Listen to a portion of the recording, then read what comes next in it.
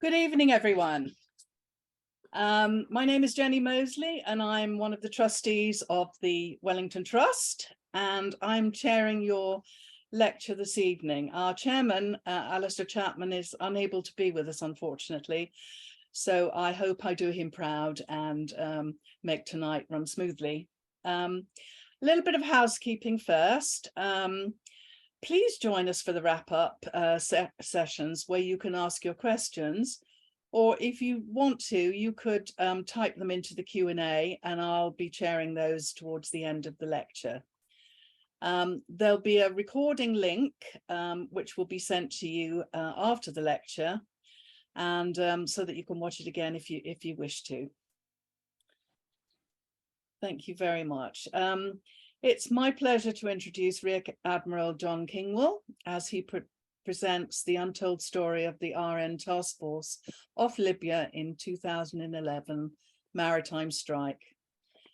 In April of that year, the newly created Royal Navy Response Force Task Group deployed to the Mediterranean to provide a range of military options in response to the Arab Spring. For the next 6 months, the group planned and prepared for a range of potential operations, including non-combatant evacuations from Libya, Yemen and Syria, maritime interdiction operations off the Libyan coast, and amphibious landings. Rear Admiral John Kingwell has had a distinguished naval career, commanding 3 ships and the RN Task Force off Libya in 2011, for which he was awarded a Queen's Commendation for valuable service. As you will hear, or as you may already know, John has written a book entitled Maritime Strike, and I'd like to read you the introduction from Lord Peter Hennessy of Limpsfield.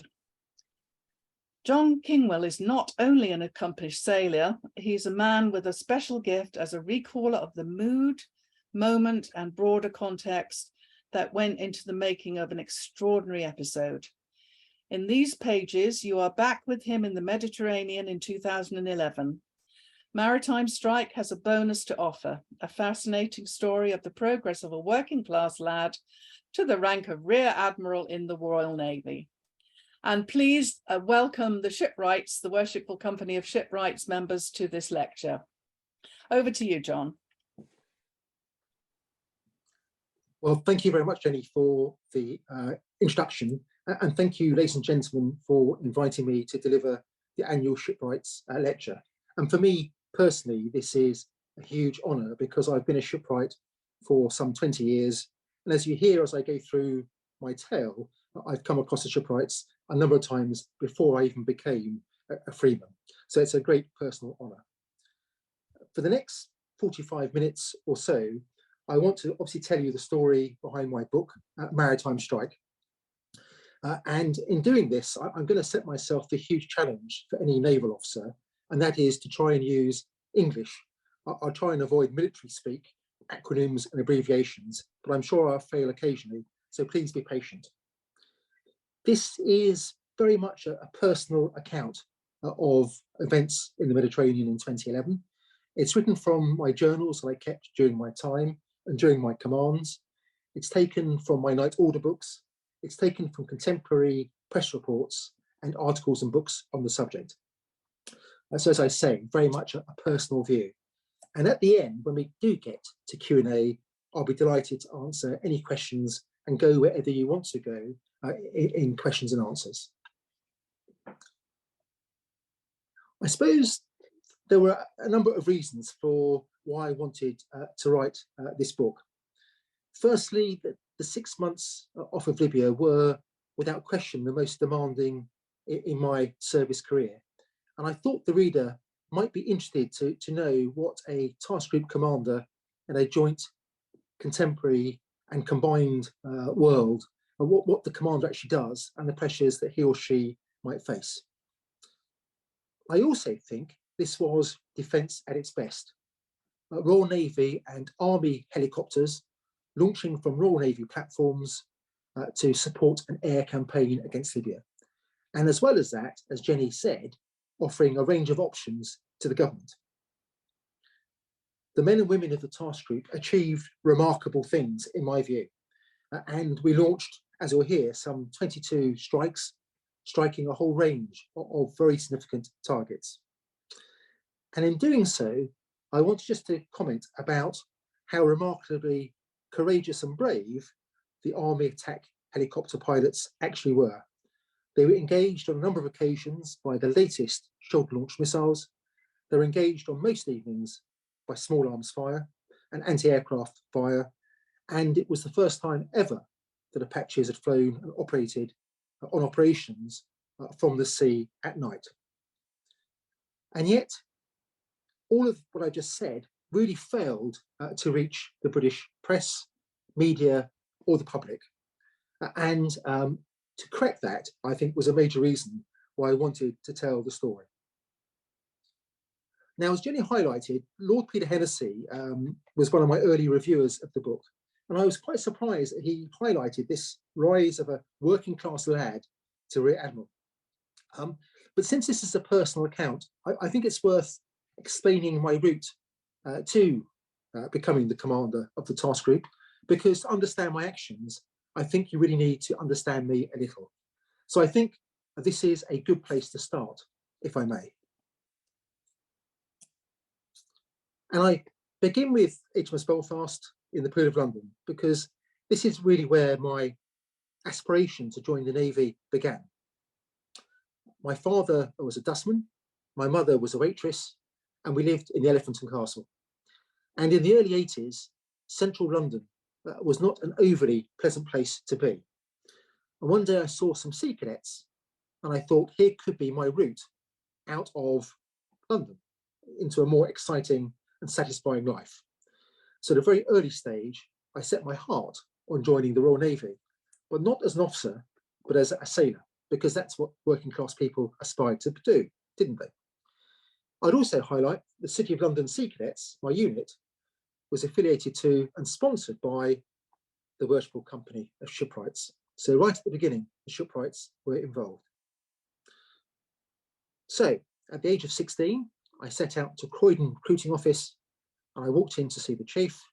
And I said to the chief, I want to join the Royal Navy, and I want to be an able seaman gunner. The chief said, fantastic. How many O-levels are you taking? I said, none. He said, that's brilliant. I said, no, chief. I took them a year early. I've got 7. He then said, I'm sorry, son. We don't want your type in the Royal Navy as ratings. Goodbye. So I left the office, got on a bus, went to the Holborn recruiting office, where I said exactly the same thing.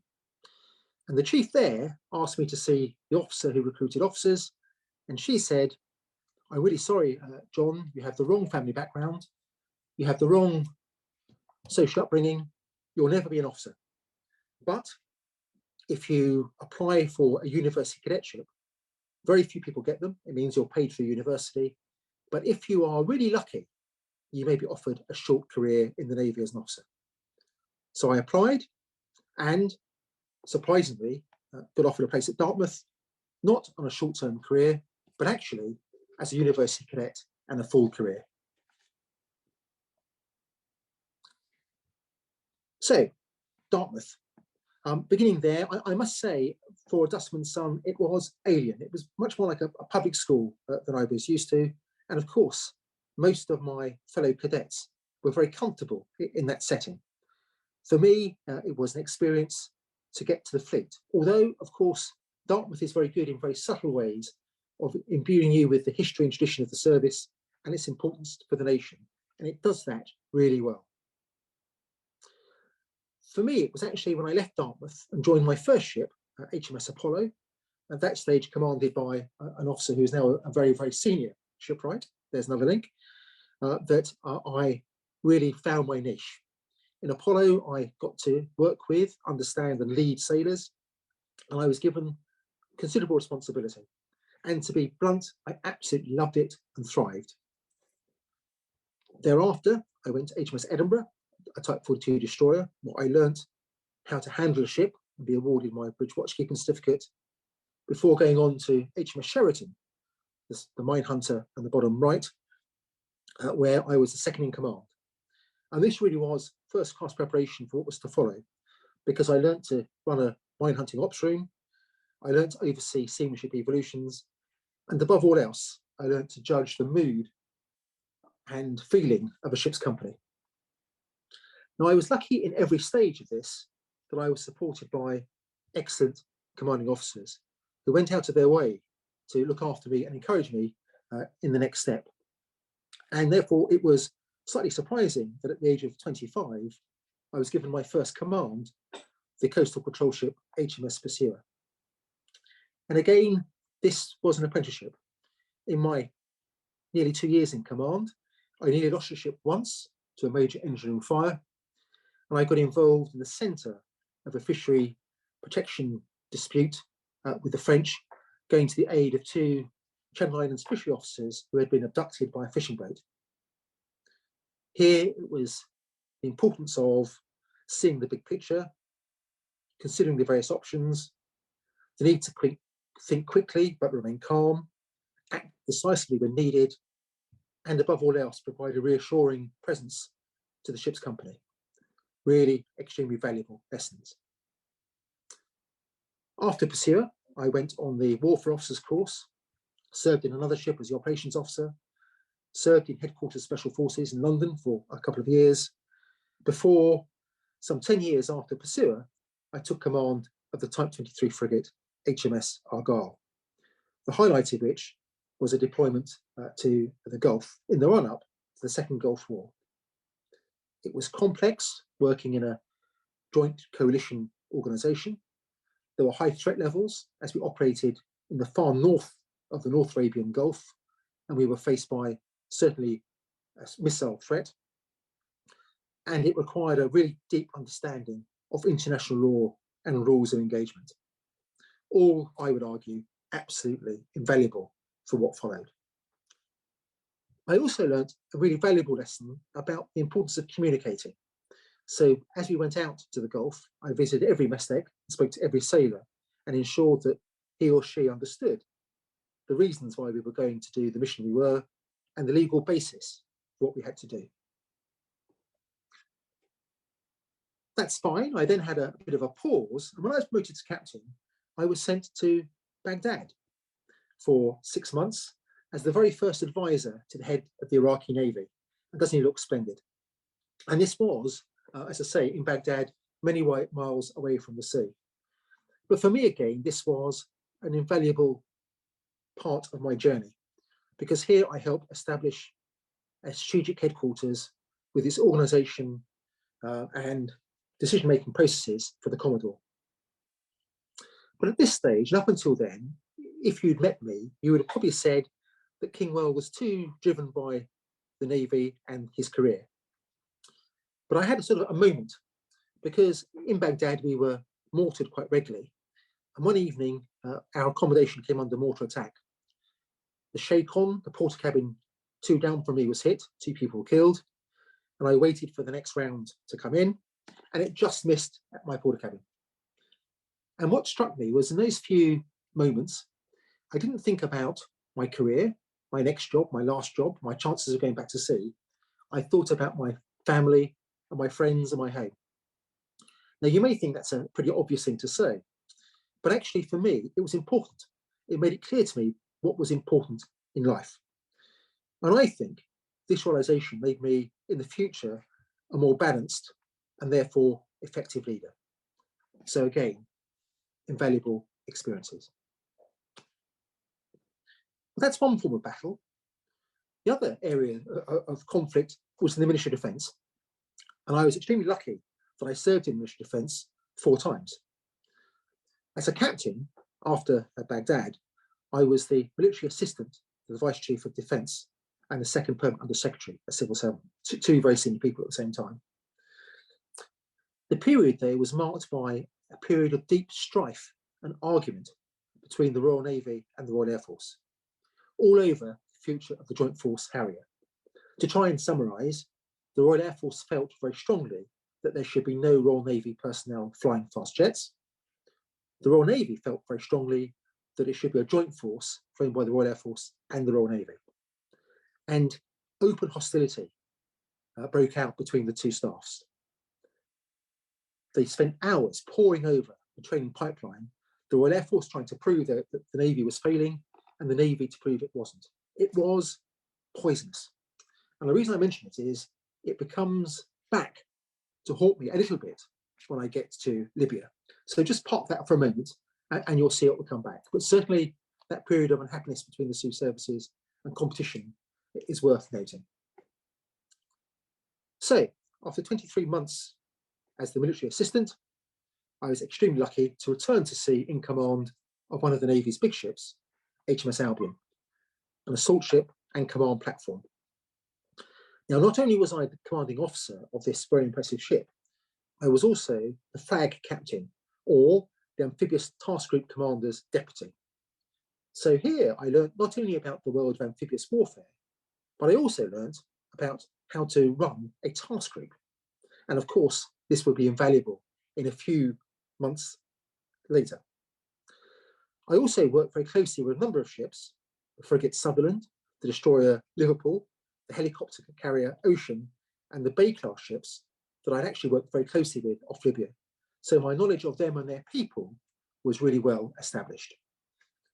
So that briefly gets me to the start of what was an exceptional, demanding, and remarkable 6 months.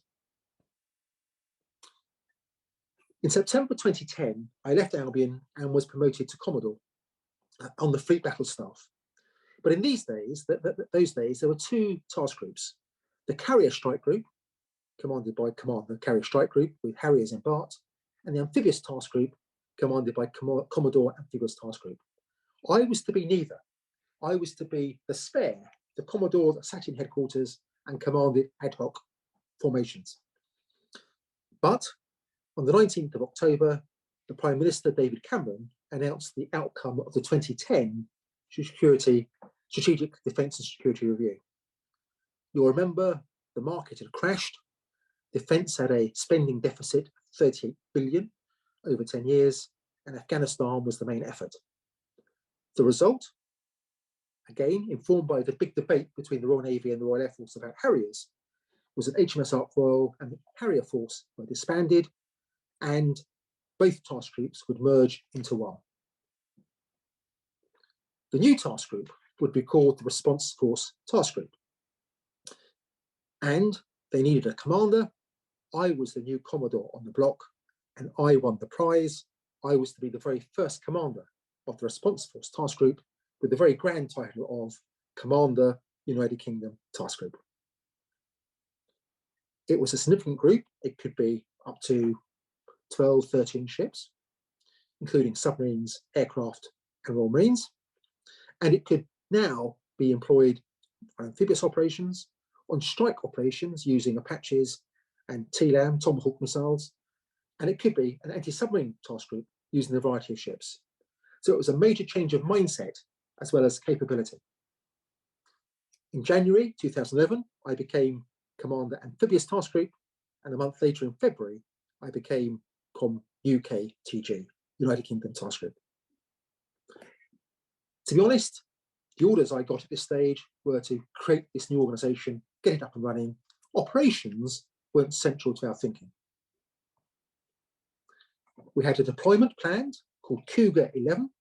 We were going to go at the end of April through to August. Our job was to see this new construct, the Commander UK Task Group, worked. 40 commando and just returned from Afghanistan and hadn't done any amphibious warfare for a long time. So my job was to actually train them back into being amphibious soldiers. I was ordered to work up Anglo-French relations with my French opposite number. We were to prove that we could do a non-combatant evacuation operation, evacuate people. That's what a simple intervention capability is. And we were to conduct regional engagement. And it was going to be, as I said, a very significant task group of ships. 12 ships, 1 nuclear submarine, a number of aircraft, and the lead commando group. What did I do to prepare? I had the commander of the amphibious task group from the Falklands War came and did a talk, not dissimilar to this. We did some exercises on board the flagship HMS Albion alongside, and I spoke to my French opposite number, Admiral Condreau, who was a delight to talk to and was keen to work with us when we got to the Mediterranean. The plan was a great one. We would deploy, as I say, at the end of April. We would go to a number of exercises with Albanian Lion in Albania being key, because this was going to be when myself or my staff would be tested by my boss, the Admiral back in the UK, before going through to Suez, to the United Arab Emirates for July. And that was a strategic importance. That was the key reason for the deployment, was supporting the UAE in face of Iranian tension. Now, every good plan, and my staff love producing these plans, doesn't survive first contact with reality. And of course, very early on, the Arab Spring made it clear that we weren't going to be doing what we thought we'd be doing. In fact, just as I took up the new post, the president in Tunisia was overthrown, the president of Egypt followed, and at the end of February, President Gaddafi started using his forces to suppress his own people. My task group started to be broken up. HMS Triumph, the submarine, was sent ahead to be prepared to fire Tomahawk missiles. The destroyer Liverpool went forward to support NATO, and Fort Victoria and Argus went off to support potential evacuation operations. And on the 7th of April, some 3 weeks early, I received my orders to sail with my group. At this stage, Albion, the frigate Sutherland, 2 Bay-class assault ships, and 3 Commando Brigade, or 40 Commando, so 1 Commando group. So about 3,000 people in total under command. HMS Ocean at this stage wasn't ready to go to sea with me. She was still doing lots of preparation back in Plymouth and would be ready a couple of months later. My orders. This came from the fleet headquarters. Deploy for up to 6 months to the Mediterranean and east of Suez to provide options. Now, as any commander will tell you, these are perhaps the best orders you could ever receive. Go to the Mediterranean or east of Suez up to 6 months to do stuff. My staff said, great, thank you very much, Admiral, but we need some more details so we can do some planning. So we were given a list of potential tasks. Be prepared to conduct evacuation operations, to provide humanitarian assistance, to conduct maritime security operations, amphibious assault, strike, or wider regional engagement against country or countries to be nominated. Again, a huge ask. But the strength of my organisation were my staff. And here they are, formed by ComUKTG, my people, and some of 3 Commando Brigade staff. And to my left is my Royal Marine co-fray, if you like, Colonel Hayden White. And planning we did. The first thing to notice, though, and it was interesting, is that we were sailing 3 weeks earlier than we planned. So there was no plan for what we were going to do. Literally, we had no diplomatic clearance to go to any port in the world other than British. And for the first time in my career, I couldn't say to my sailors or Royal Marines how long we'd be away or where the group would be in 3 weeks' time. So rather than having a programme, we had decision points. Okay, Admiral, on the 14th of April, do you want me to carry on training or do you want me to go to Libya? Please tell me then. And that's literally how the next 6 months unfolded. Some ships and sailors lived with this uncertainty. Some ships found it quite difficult. And it actually comes down, I think, to the leadership and those in command. This was also the very first deployment I had with a thing called an operational intelligence support group, which meant I was given remarkable intelligence. And my intelligence chief advisor knocked on my cabin door and said, sir, we think there's a problem in Misrata. It's looking as if this could fall quite rapidly to Gaddafi with a huge humanitarian disaster that would unfold. I spoke to London, and my first task was to plan using 40 Commando and my ships to get humanitarian aid into Misrata, work up options, which I did. And the answer came back that yes, we could do it with limited support. And here again was quite an important lesson early on. The temptation in this sort of situation is to tell politicians you can do everything with minimum risk. Whereas at this stage, we needed some extra help and support in equipment, and there was some things we couldn't do.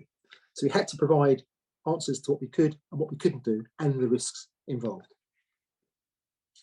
We were also asked at this stage to provide options for putting pressure on the Gaddafi regime.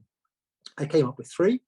One was to take the entire task group and sit off of the capital, Tripoli, and demonstrate our presence. Two, invite the press to come and watch our training. Three, issue a press release. On this occasion, we issued a press release. Now, where to go? We had no diplomatic clearance for anywhere in the Mediterranean. The answer was Cyprus, because of course, Cyprus is a British sovereign territory, has an excellent airport, excellent facilities, and a very supportive local commander. So that's where we went. And my priority at this stage was to train 40 Commando in its ability to get on and off of amphibious shipping by landing craft. And here you see my two Bay-class assault ships doing exactly that. On the 10th of May, we were in Suda Bay in Greece for a short visit.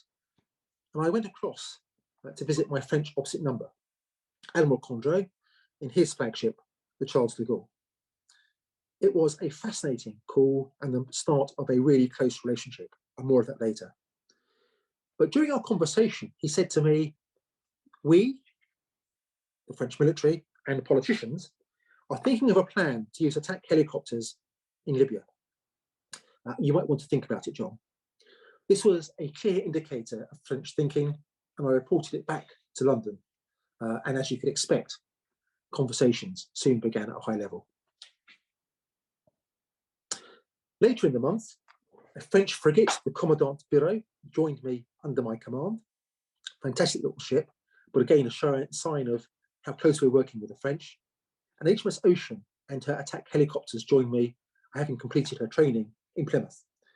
So suddenly we had a much more capable task group. And at this stage, we chopped command away from fleet to the Chief of Joint Operations. Now, I've met him a few times. I met some of his staff, but I didn't know them as well, perhaps, as the fleet staff. And this will become interesting later. So we were now thinking about options. What could we do?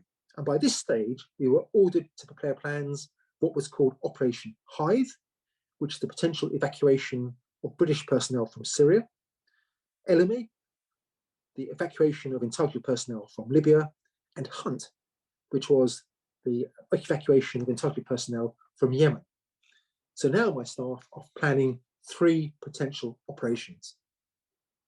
For me, the priority at this stage was to integrate HMS Ocean and her helicopters into the group and to train 40 Commando to assault from the air as well as landing craft.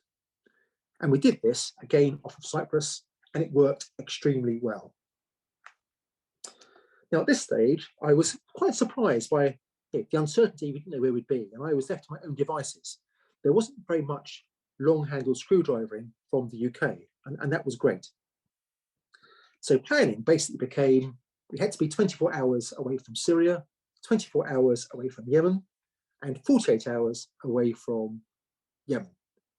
So where the arcs of a compass crossed, we went where the chart showed between Crete and Cyprus, awaiting for orders. On the 24th of May, the Times, the paper, announced that Britain and France had decided to send a task group, and HMS Ocean and my group would be conducting attack helicopter operations off of Libya. This was news to me. I'd received no such orders. But I decided that this was the way things were going, so I decided to split the group and send a number of the ships up to do the amphibious landing, while Ocean and Albion and the others prepared for attack helicopter operations. It was my decision, and it was a long 5 days before I actually received orders, called a frago in military speak, to actually conduct the operation. Attack helicopter is AH. And my specific orders from the Chief of Joint Operations were deliver attack helicopter fires in support of the NATO operation.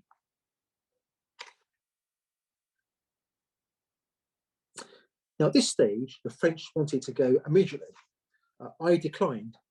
I said to CGO that, as I say, attack helicopter had never flown at night operationally from ships before.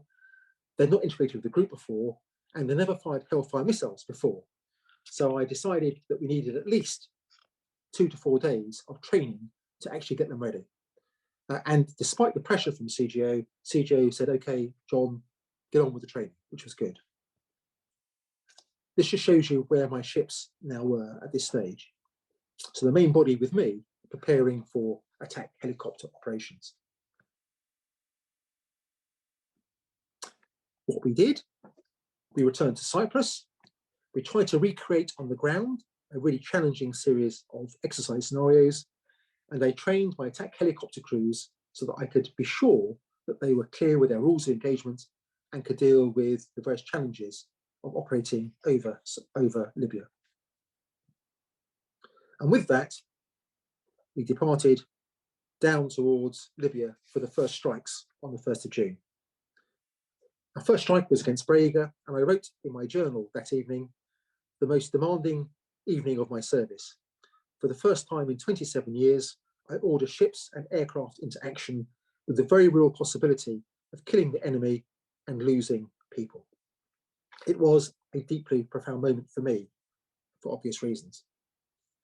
And for the avoidance of any doubt, it was extremely high risk. I'll come to that a bit later. But before we even did that, we had planned humanitarian aid to Misrata, we had planned evacuations of Yemen and Syria and Iraq, and we had planned MSO, which is Maritime Security Operations, off of Libya. So if my job was giving options, I certainly had. So for the next 3-4 months, my routine became launching attack helicopter strikes. But you might ask, great, what does the task commander do? Well, my job was dealing upwards and outwards. It was dealing with coordination between sideways and between components and environments. And most importantly, it was about risk management. So let me talk about command and control, just to give you a feel for how complex it was. Here's my group, the Chief of Joint Operations at the top. Commander Operations, the Maritime Component Commander, was Rear Admiral Ian Corder in Northwood. KTG, that's me. I was afloat in HMS Albion, then Ocean. And beneath me are my ships and my helicopters. They don't work for NATO, they work for Britain. It's really clear, isn't it? It's simple. Ah, yes. But as soon as my helicopters go over Libya, they work for NATO. And the Air Component Commander for NATO is in Turkey. The Joint Maritime Component Commander is in Naples, and he has his own task group, of which HMS Liverpool and HMS Brocklesby are attached. The Joint Task Force Commander, CJTF, is a Canadian 3-star officer, excellent man called Bouchard, sitting in Naples. So that's my other chain of command. But of course, it's not as easy as that, because then there's the French. The French CTG, Commander Task Group, is Rear Admiral Condré in the Charles de Gaulle. And he is somebody that I had to work with extremely closely. And then finally, just to make it slightly more complicated, we have HMS Triumph, our nuclear submarine, working directly for the UK. But I have a dotted line to Triumph and to Liverpool and to Brocklesby because I'm the on-scene commander for UK operations, and equally I have excellent intelligence which I can share with them. Admiral Condré, here he is. I worked closely with him for the next 3 months. We got on extremely well. He said to me early on, however, just so you're clear, John, I'm a French commander, and if NATO tell me not to fly and Paris wants to, I'm going to. And if NATO tells me not to fly and Paris wants me to, I will. But don't worry, I will always tell you first. And he did. He offered me support throughout. We shared intelligence in a way that I've not seen before. And when he came to his handover, he handed over at sea, he actually did all the handovers in English so that I would understand. A real first-class cooperation, which just proves when national priorities align, there's no better ally, in my view, than France. How do you make it work? Well, those red circles where I put my liaison officers, and you can understand I spent a lot of my time hanging off the phone, talking to my opposite numbers. Let's talk about risk. In my career, I'd seen 3 helicopters crash, 2 through pilot error, 1 through mechanical failure at sea from various ships. I was, to be honest, ladies and gentlemen, convinced I would lose an aircrew and lose lives during this operation. As I say, Apaches never operated at sea before on operations, and they were facing the world's most advanced shoulder-launched missiles and air defense systems. What is more, if they hit the water, they have the floating characteristics of a brick. And we were doing all of this at night, and the only way that I could recover them at night, because I had no Royal Navy helicopters capable of night winching, was to use a seaboat. So this was a very high risk operation from beginning to end. What is more, we knew that the Libyans had removed missiles from their warships, and there was a chance of missile attack on the ships as well. The way we tried to reduce the risk was by going through the environment. I became an expert on street lighting in Libya, because street lights can illuminate helicopters. I became an expert on luminosity, when the moon would be out, illuminating helicopters, as well as all of the threats that I've talked about and you would expect. So our first 2 nights, we conducted operations. Now, one of the major points of this was the fact that we had to have a very clear press line, how we were going to tell and influence Gaddafi. And I had an excellent press handler from Military Defence who gave me my lines. And I had, if you can imagine, all the lines prepared to get the message across. And the advice from my handler was, imagine you're speaking to Gaddafi. The first question, it was either ITN or Sky, was, so Commodore, what you're really telling us is that Prime Minister Cameron got it wrong, scrapping the Ark Royal and the Harriers. My answer was, no, no, no. If you're asking me, do I need an aircraft carrier for this operation? The answer is no. I'm supported by a French aircraft carrier. We're operating off of Europe and a very large air component commander. If you're asking me, do I need an aircraft carrier in 10 years' time for operating the other side of the world? The answer is yes. That's why Britain's building 2. Good answer. I thought, that's marvellous. Second question. So what do Apaches bring to this operation? Well, Apaches, due to their ability to fly very low and slow with excellent sensors, have an ability to strike targets with greater precision than fast jets currently can do, offering a vital capability to the air component commander. Line for line what I was asked to do. And on with operations I got. Unfortunately, that evening, a Royal Air Force officer briefed the Chief of Joint Operations that Kingwell was briefing against the Royal Air Force. Back to the arguments in the Ministry of Defence. And I received an order that night in writing, sacking me from my command and telling me I had to be out of the Mediterranean within 3 weeks.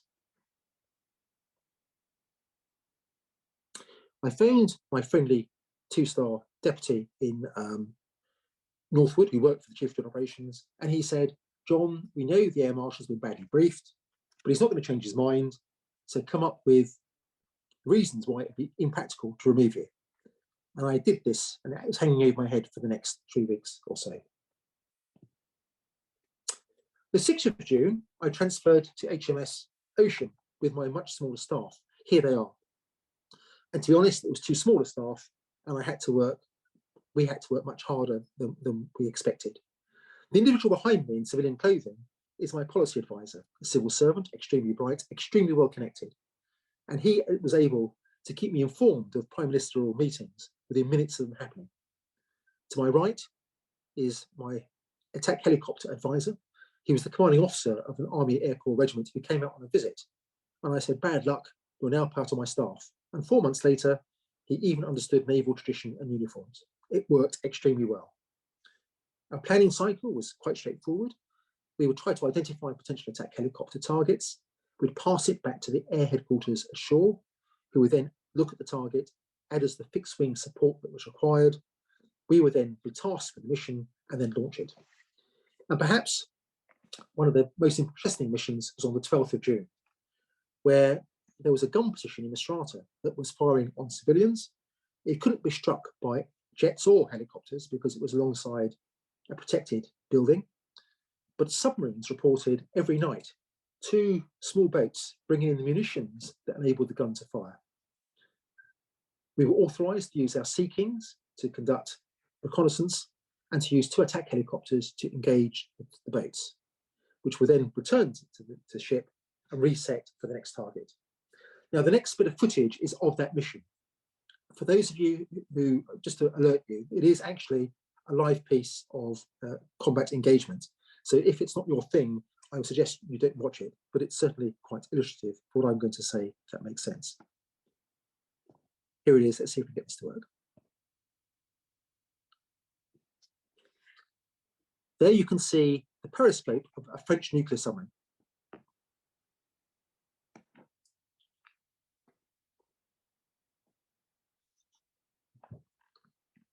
Here are the two boats. They're going to be engaged at about a range of 1 nautical mile to give you a sense of what you're watching.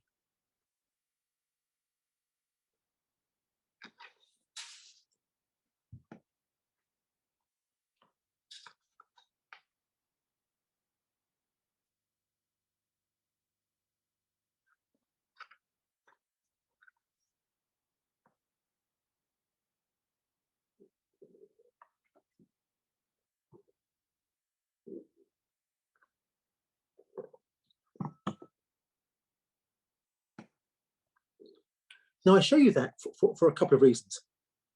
The first thing to say is that every evening I watched every gun tape from every mission when my chief of staff did. Why?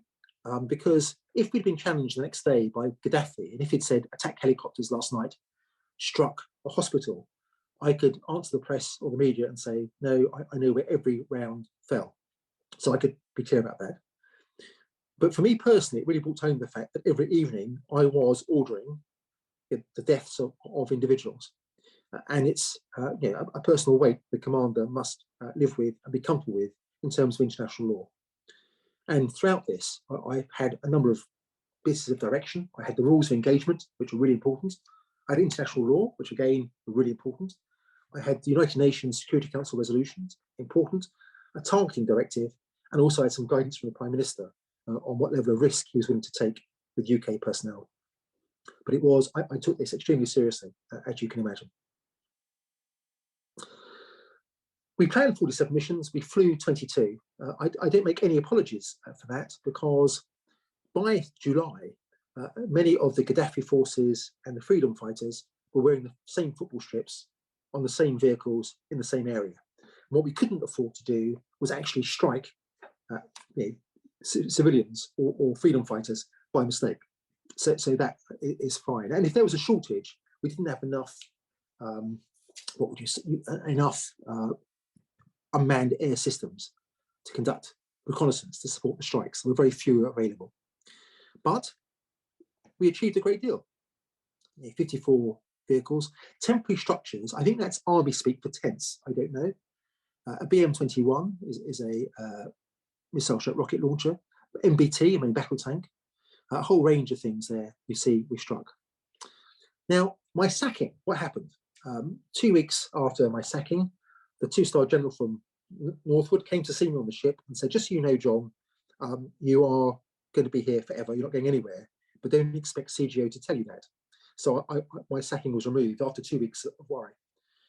But all media from the task group was absolutely banned and didn't go any further, which is why, in many ways, the efforts of the task group never reached the press.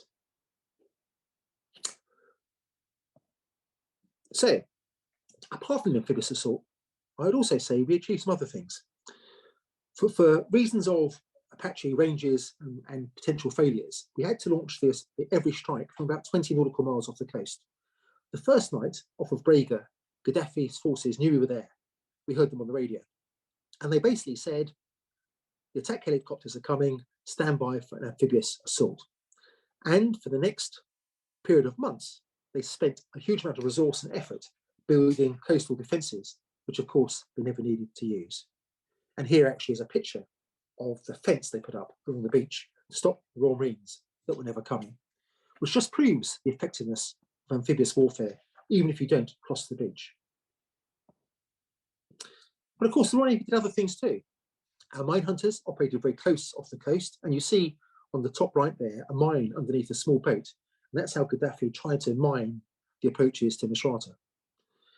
HMS Triumph and Tireless fired some 16 Tomahawk missiles to suppress the air defense systems of the Iraqi military. And HMS Liverpool and others conducted naval gunfire support into Libya on a number of occasions. And a number of ships had a thing called radio in a box, which was a radio transmitting into Libya, telling the people, do not worry, NATO's here to help you, and telling Gaddafi forces, if they kept killing civilians, there'd be some action. So, as we come to the end of my remarks, what did I think my role was, apart from all the things that we've talked about? I think the commander has to energize the circuits. When you're off of Libya for 4 months, doing the same thing day in, day out, it's easy to get into a rut and stop thinking strategically and thinking big. And your job is to keep your team alert to what's going on. You have to understand what your boss and his boss's or her boss's intention absolutely is. You have to think the unthinkable. From very early on, I said to my team, you must be prepared for large numbers of casualties. You have to think, what next? It wasn't clear throughout the operation that Gaddafi would fail. We might have to be on station for, and we plan, for up to 2 years. You give direction, you take the difficult decisions, you own the risk, and you deal with the politics of agencies and the media, protecting your team to get on with what they need to do. And I think that could be a series of pointers towards leadership.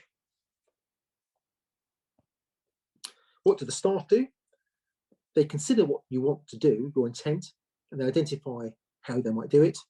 It's their job to know the detail and provide the options. But I also think it's really important that they tell the commander what is not possible. And my civilian was brilliant at that, because he'd say, Commodore, are you really sure? Which meant in English, I think that's a very good idea, which always made me think. And diversity and the ability to constructively challenge the commander is something that I absolutely welcome and think is important.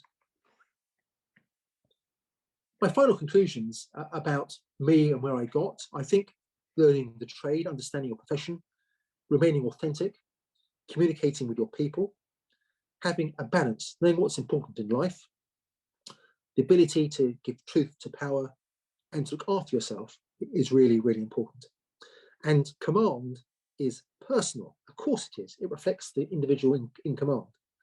But it's important not to take it personally. So when things go badly, when you're sacked, you could take it extremely personally, and it's very tempting to do so. But it gets nowhere. You've got to detach and not take it personally, even though, as I say, command is personal. My couple of closing thoughts, if I may. One of the interesting things about Admiral Condro, and as I say, an excellent friend and colleague. At this stage, he was building, his flagship was the Charles de Gaulle. And halfway through the operation, it had to go off for maintenance. And there was no room for him to keep the ship at sea.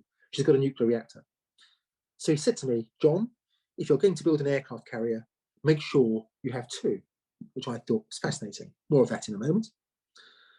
And how can you measure how successful we were? Well, on the night that Tripoli fell to the freedom fighters, I was watching Sky, and Sky was a really good source of intelligence. And the presenter at the edge of the road said, and last night, the roads to Tripoli were cleared by attack helicopters from the Royal Navy. We hadn't flown that night at all. But psychologically, we'd had a huge effect, and that was really important. When I got back to the UK at the end of this, what happened next? I was called in to see the Chief of Defence. I briefed him what happened. And as I walked out, literally said, just before you go, John, is there any truth in the story that all of your media was stopped from the task group by the Royal Air Force? And I said, sir, I couldn't possibly say that. But there was a disconnect between what you wanted me to say and what I was allowed to say. And he said, yep, I knew all about it. Well done. And that was pretty pleasing. My reward for all this, I was then sent to head the Royal Navy Resources and Plans area, where I looked at the budget for the Royal Navy, looked after it, and in my 2 years, secured the deal to keep both of our aircraft carriers in commission, not one. So Admiral Condro's words had some effect. Ladies and gentlemen, that's a quick cover of a more detailed book. I'd be delighted to take any questions or comments you have. Thank you very much. Thank you so much, John. I feel really honoured that the Wellington Trust has been able to host this wonderful lecture. Really fascinating, lots of insights. I found myself with lots of pathos too, for the experience that you and your your crew went through, and I love the detail that you were able to give us. I'm going to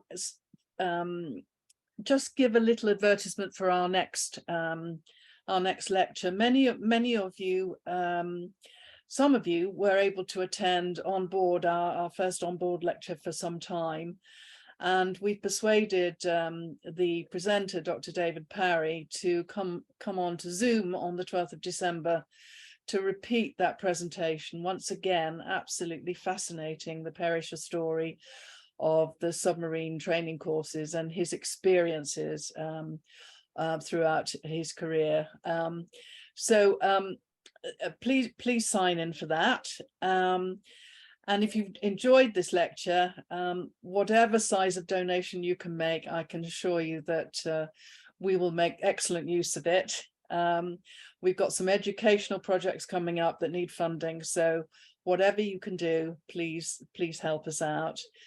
And stay on now. And once I've done a plug for John's book, which is the next slide, Matt will start letting you in so that you can take part in the wash up and question time.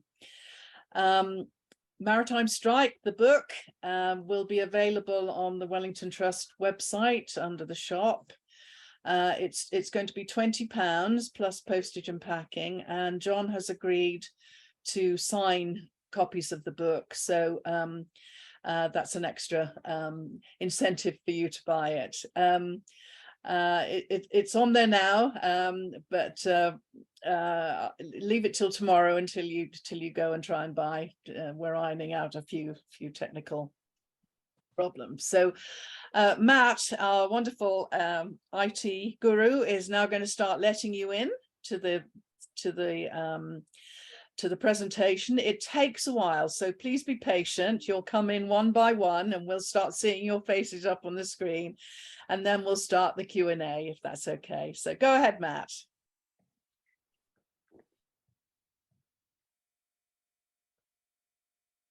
Right, I can see some coming in, but while they're coming in, we've got a few questions and thank yous actually on our Q&A from John Clark. That was really interesting, so thank you for that. And another one from Jan Kopernicki, an excellent presentation, thank you. And our first question, apart from an aircraft carrier, what other assets could you have done with? Yes, and best regards for a brilliant presentation. Well, interestingly, in many ways, if you were to ask me what was the most important piece of capability I had, I would say it was the thinking power of the staff, because ships, aircraft, marines are great, but actually the ability to work up options of how to use them, having that formed, trained staff of people to do the thinking, is the most important. And as I say, on that particular day, that particular operation, aircraft carriers were top of my list, because we had a French aircraft carrier and we had lots of NATO aircraft operating off of out of Europe. And it's worth saying, every Apache mission that we flew, and we either fly 2 or 4 aircraft, would be supported by fixed-wing jets hovering a number of thousand feet above to come and give assistance if required. And on a few occasions, we actually coordinated. So the fast jets would strike and then the Apaches would go in, or vice versa. So it was far from just the attack helicopters launching. But interestingly, when I got into the world of finance afterwards, it enabled me to protect the amphibious capability, because every time a budgeteer would say, well, what's the point of having this, that, or the other? I could say, well, I use this to do that off Mastrata, or this off of Braga, or that off of, and the case was convincing. So I think in many ways, it wasn't what was I lacking. In fact, to be direct, what was I lacking? I was lacking medical facilities. I didn't have a hospital ship with me, but we overcame that halfway through by putting a surgical team into HMS Ocean, and we were lacking the ability to recover aircrew if they'd crashed in enemy airspace. And we managed to address that by having American helicopters, can you believe, embarked on our carrier. So we addressed it in the end, but they weren't British to begin with. Fantastic, thank you. And I was really interested in something in your very early career, when you tried to get advice about joining the Royal Navy. And the reason I'm interested is that we have formed a project called Future Maritime Engineers, and we took 22 young people from deprived boroughs in London on a course in London, and then on board the ship, and then on a 3-day away course. But we also took their careers advisors, and it was very, very interesting. And not only did we change the minds of the students, but we changed the minds of the careers advisors to start thinking more broadly about careers beyond what you might think would be maritime engineering, and you know, autonomous shipping and robotics and all sorts of other wonderful stuff. And I just thought to myself, you've been through this situation where you were told that you hadn't got a chance, and our students were given the opportunity to join the Royal Navy. At the time, they're 16 years old, and to join for apprenticeships, and also one of the sponsors, British Aerospace, was talking to them about cadetships. Times have changed, eh, John? They absolutely have. But what you say that, I'm still involved with lots of sea cadets. I'm the president of a couple of units, and I encourage all the young men and women that I see to have their aim high. You know, think about being an officer. That don't dismiss it because it doesn't suit me. That's not my background. But I'm surprised how many sea cadets sometimes still feel that. Yeah. Because I think it's more about the stereotype of the armed forces rather than reality. You know, the reality is, you know, I've not raised my voice, I think, since 1984. It was leadership style that didn't work for me. We don't do that. And you know, and to be frank, if I can end up as an admiral, anybody can. So you know, I would encourage any young man or woman absolutely to join the armed forces, to absolutely join the Navy. And the preparation you have for your next job, you don't know it's happening to you, but it absolutely is.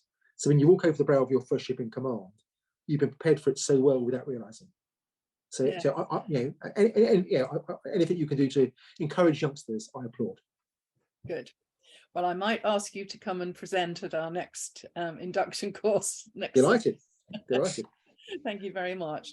A question from John Blake. Can you complete the story by reminding us what happened to Gaddafi finally?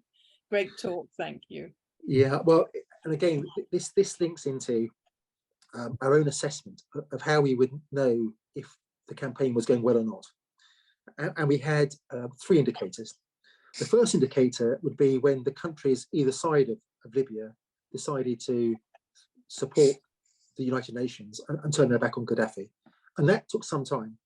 The second key indicator was when the mercenaries that were fighting for Gaddafi decided it was a bad business plan. And that happened a few months in. And the third indicator was when his own family and close supporters fled the country. And again, we watched that happen. And I'm asked often, well, did you go into Libya expecting to change the regime? The answer was absolutely not. As late as June, we were planning to be there for many, many months. And we thought it could be a sort of Gaddafi part of the country and a liberated part of the country. Absolutely, that they were, you know, potential outcomes. And you know, our job was to protect the civilian population from being struck by a vengeful Gaddafi forces. And that's what we did. The drawback of that, and I can say that because I'm retired, the drawback of all that is that we were planning, you know, to protect civilians. We weren't planning for the peace that followed. You know, we weren't going to intervene to try and create a new Libya. And you could ask lots of questions about once Gaddafi was killed and collapsed, you know, what should the role of Britain and France have been to help recreate Libya? But that's not part of being a task group commander, I'm pleased to say. Thank you very much. I thought I saw Chris Bell put a hand up. Chris, do you want to ask a question? Yes, I was particularly interested in the, if you like, the rivalry between the Air Force and the Navy and the impact that had. And that was a relatively long time ago in terms of history. Has that now been overcome with the carriers? Is there real cohesion between the two? Thanks, Chris. A really good question. And I'm not going to say please protect my confidences, because it's actually what happened. The bad feeling was remarkable at the time. It really was. After I ran the Navy budget for a while, I then went as an admiral to be the head of the cross-government strategic think tank. And after that, I commanded the Royal College of Defence Studies in London. And I'm really pleased to tell you that there is no real feeling between the Royal Navy and the Royal Air Force anymore. It was a long time ago, and they've grown out of it. But that's not been overnight. It's been the result of, I would argue, 3 or 4 decades of joint training and joint experience. And I'm always amused when people say you can do cultural change really quickly. You can't. It takes decades, but we've got there. And both the Royal Navy and the Royal Air Force now understand that the new carriers are a huge defence opportunity, and the argument has completely disappeared about who flies jets off it. And again, what was interesting, of course, the most impressive of my pilots off of my ships were Army. So there's no place for single service rivalry. So the Apache helicopters were flown by the Army, which just shows, I think, that that it's gone. So I'm pleased to report huge progress. Hope that helps. Thank you very much. Thank you. Thank you very much, Chris. Another question from the audience. If you put your hand up or your raise hand on the screen, on the bottom of your screens. I think Jeffrey Baker has got his hand, I think, up there. Right, Jeffrey, would you like to go ahead? I would. Thank you very much. From Florida in the US. I want to reiterate a couple of things. One, it was a great presentation. And two, having spent 27 years as a marine engineer in the Royal Navy, I would encourage any young person to take on a trade such as marine engineering. And if I was 18, I'd do it all over again. The other thing I'd love to comment about, I was flying back from the UK last month, and the British Airways captain came down the aisle and spent 20 minutes talking to me because I had a Royal Navy cap on. His father, he grew up on a council estate. His father was a dustman. He went to the Admiralty interview board. He was the only one to be successful and spent about 5 years as air crew flying out of Culdrose before he joined British Airways and was with British Airways for 32 years. So he tried the Army, he tried the Air Force, neither would take him. So I acknowledge, I'm very pleased to hear, and I hope it still happens, that the Royal Navy always is looking for talent, irrespective from their upbringing. So that's my comment. Thank you.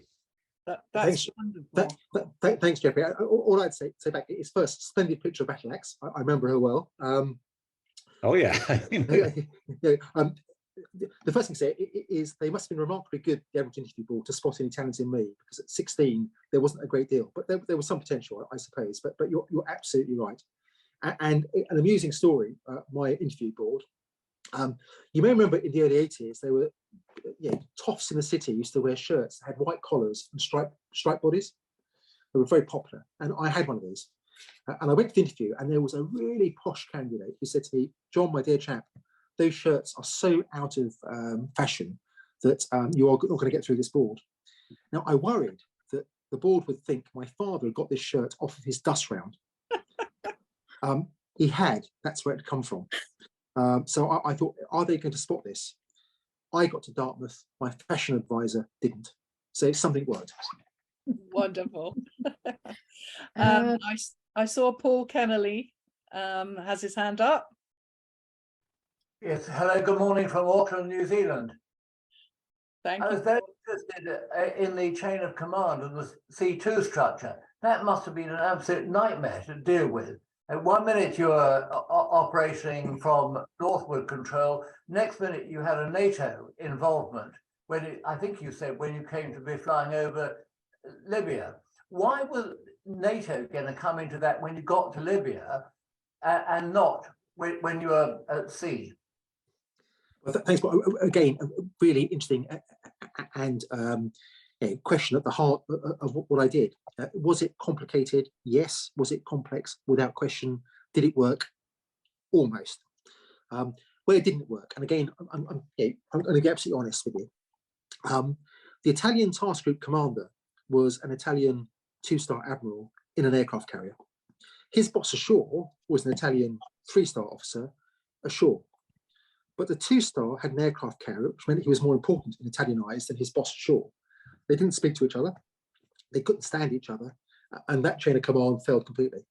So poor old HMS Liverpool and Brocklesby, who were under NATO command, not mine, were left on a limb on a number of occasions, and I had to step in to help direct and get them in the right place.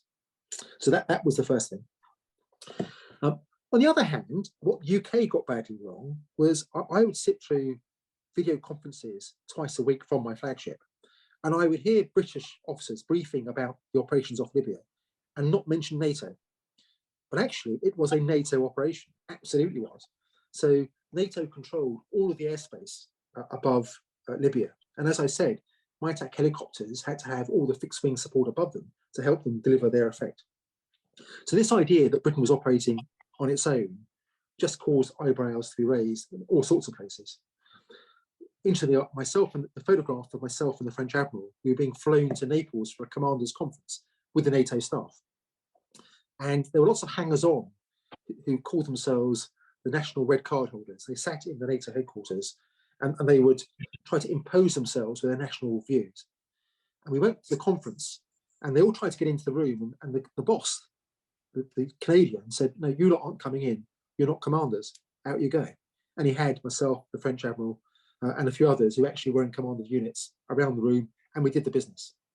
So I didn't, I found the NATO command structure very, very clear. We in the UK made it far more complicated than it should have been. The other thing I would say that was really helpful was we had some really good Brits in senior positions. So the Italian 3-star maritime commander, his deputy ashore was a British 2-star admiral that I knew well. And the Canadian's deputy was a Royal Navy 2-star that I knew well. So if you can imagine in my working day, I suppose, 9 o'clock would be the morning brief, where I'd be briefed on what was going on the scene. I then have a meeting with the flag captain and the chief of staff. I would then be hanging off the phone talking to these admirals to make sure we were on the same page, as you'd expect. Before about 1900, we'd have the go-no-go brief flying that night.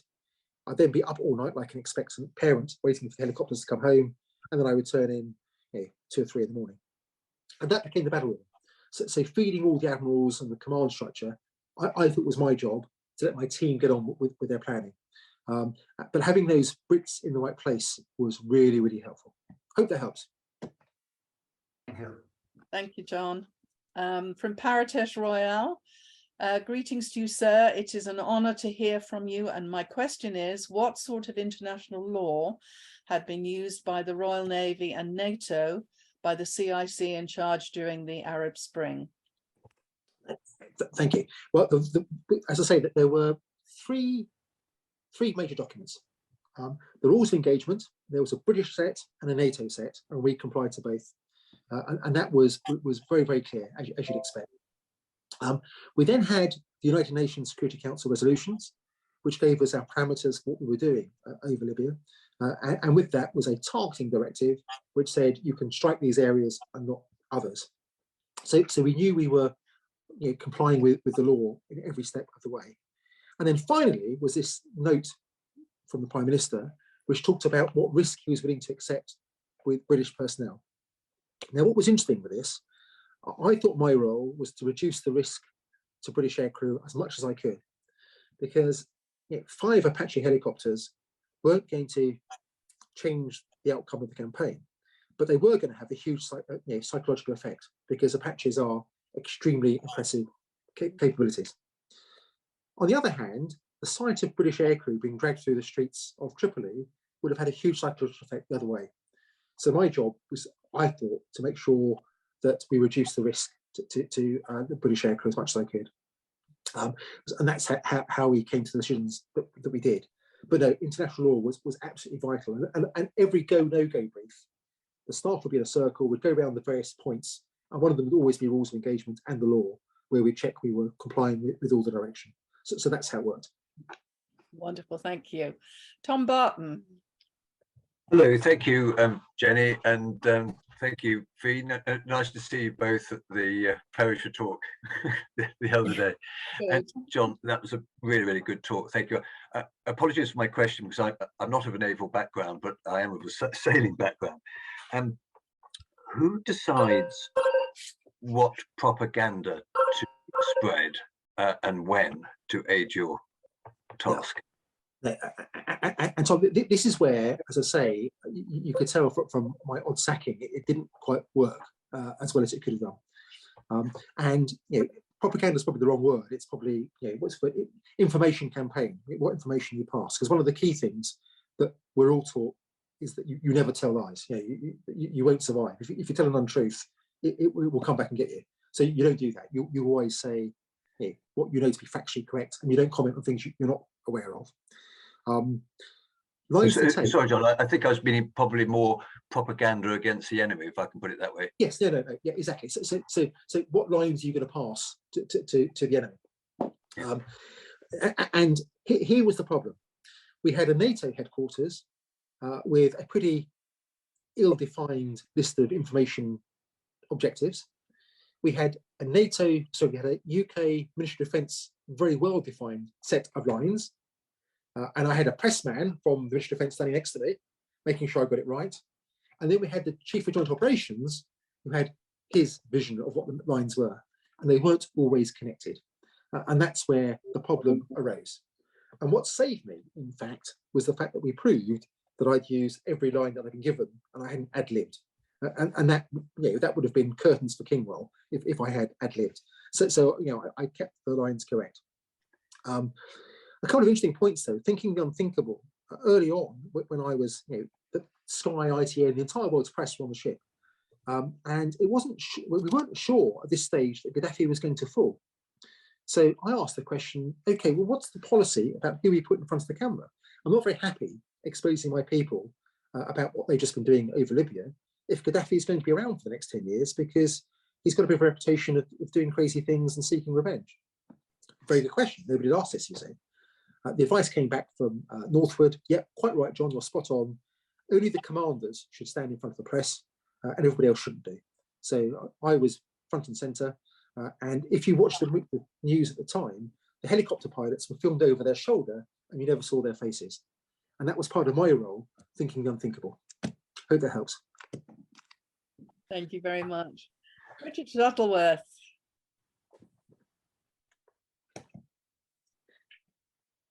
You're still on mute. There you go. I wasn't going to ask a question, but the RAF, were they stationed in southern Italy at the time? Yes, they were. Yeah, and I think. Sorry, weren't much help. No, they were. No. They were hugely helpful. We did a number of precision strikes, but they were doing strikes the whole time, along with a whole range of other NATO forces. They absolutely were. But I think the Apaches had a different psychological effect because they were flying much lower and could strike greater precision. And there were certain target sets which didn't really suit fast jets, but did us. So we contributed to a much wider air campaign. And the RAF did a fantastic job. I wouldn't take that up from them at all. Oh, that's nice to hear. Absolutely. I was going to say Lord Nelson at Trafalgar didn't have the complicated interference from 1,500 miles away that you did. I know the Spaniards and the Austrians and the French had a bit of a mix-up, but he just had one team and was allowed to get on with it. I bet you were jealous of that. Yeah, well, yeah, it was interesting. To be honest, it was one of those moments because as I tried to get across in the talk, it was personally a very demanding time. It really was, and you're tired, you're up all night doing these things, and it was one complication I could have done without. If I had a cat in my cabin, I would have kicked it when I got back to my cabin. But I had to be really careful. In fact, I only told, I think, my chief of staff. No one else on board the ship knew. Because I didn't want them to be distracted from what I had to get on with, and it worked out in the end, which was great. But it was a lesson for me. If I had taken it personally and reacted, that would have been really unhelpful for everybody. So just getting on with the job seemed to me the best way to get on with it, and it was. When I got back to UK, I called the Commander-in-Chief Fleet. And at the time, I was slightly surprised that no admirals picked up the phone and said, "John, we've got your back, don't worry." That didn't happen. So when I got back after it all, the Commander-in-Chief Fleet said to me, "Don't worry, John, we had your back, but you were dealing with it so well, we didn't think we needed to get involved." So there you are. Well done. Thank you very much. Holly, it's good to see you. Good to see you, Jenny. You've done us all proud, my dear. You've done us all proud. And Elstar. Hi, Fiona. How are you, darling? Hi, Holly. I'm very good. John, I want to thank you very much for your presentation. Your parents, if they're still alive, and if not, they must have been very, very proud of you, really 16 years old to really start a career as you did. I want to ask, how does this work with high school? Because you have to have your high school education and you've got to graduate high school, and you're only 16 when you signed on to the Navy. Yeah, well, believe it or not, in UK defence, you don't need a degree to be an officer. No degree required, which is interesting, isn't it? Because we take the view that you can join at 18 as an officer and serve without a degree, and that's absolutely fine. Quite rare these days, but I joined the Navy, having gone to recruiting officer at 16. I actually walked into Dartmouth, I think a week after my 18th birthday, so I joined at 18. But because I was university cadet, I had this very odd system. If I did a year in the Navy, did my basic training, went to my first ship, and then they sent me to Loughborough University to do a degree in history on full pay, which was marvellous. And at the end of my first year at university, I got a letter saying, "Midshipman Kingwell, you've been promoted to sub-lieutenant, please take a pay rise and stay at university." So it was fantastic. So that was my route. But as I say, you don't need a degree to be an officer in the Navy. Prince Philip would have loved this presentation. He'd have been so proud of you. We will send this, actually, now that you've mentioned that, we're going to send it to Her Royal Highness, the Princess Royal, who's our patron, and of course her husband, who's also an admiral. Yeah. Wonderful. Thank you. I hate to say, when I was a commander working in mission defence, I worked in Navy money, and my boss was someone called Commodore Tim Lawrence. So I know him quite well. Fantastic. It's nice to welcome Ted. Where are you? Are you still with us? I saw you a few moments ago. I am indeed. There yes, you are. thank you. Thank you for a very good presentation here, all the way from Australia. It's early morning here now. And we've got a lot of things still to learn in that respect. I just spoke the other day to Captain Ashley Pupp. He's being promoted to Commodore Littoral, and we're in that space that you were talking about.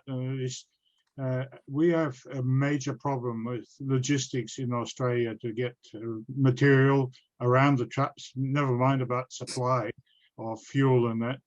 And that's the big problem. And they said, well, we want to use commercial ships, because I head up the company of master mariners here in Australia. And I said, look, we need to train people. We haven't got it. We haven't got a merchant navy as such that we can really speak about. There's about a handful of ships. That's about it. And I'd like to have your views on what really the indirect side of your supply chain and the Royal Fleet Auxiliary, which we don't have anything like that. Ted, yeah, and thank you, because that's it. When I give this, I still present to commanding officers going off to sea for the first time. And logistics is a major part of it, because for me, one of the standout capabilities that I had off of Libya was the ability to stay on station for as long as I needed to. And that was only possible to the Royal Fleet Auxiliary. I had a ship called Fort Rosalie, which was a store ship, and she was allocated to me complete, 365 days a year. And she was doing a round robin back to Italy, bringing spares. And we razzed with her about once every 2 weeks without fail. And my tankers, I had at one point between 1 and 3 tankers, were used more by the NATO ships than me, because they hadn't got tankers. And you've got to be very careful about admirals. It's something that I learned in the mission defence, is that admirals like frigates and destroyers and aircraft carriers, in the same way that RAF officers like fast jets and soldiers like tanks. And the one thing they won't invest in, unless you're very careful, are support ships, tankers and store ships, which are absolutely vital. The other thing that's interesting is that I brief all my Royal Naval counterparts that when they get to the fleet, we have this lovely tradition that, you know, of calling on each other. They get captains calling each other and share stories.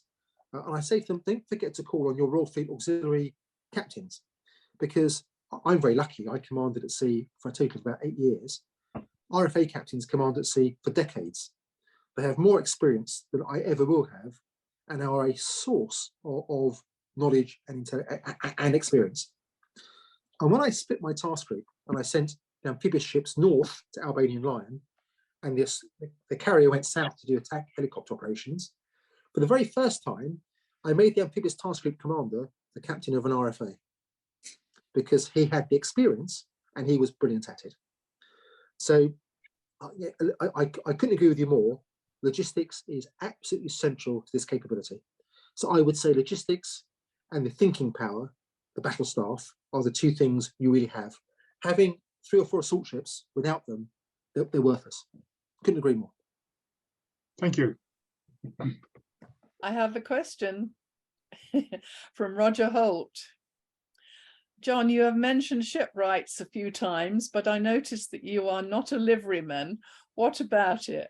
I think you should get involved. Well, funny you should say that. I was a liveryman for about 15 years. I reverted to being a freeman because I was away so much on ships. So probably it's a very good telling off. I need to consider it. You're right.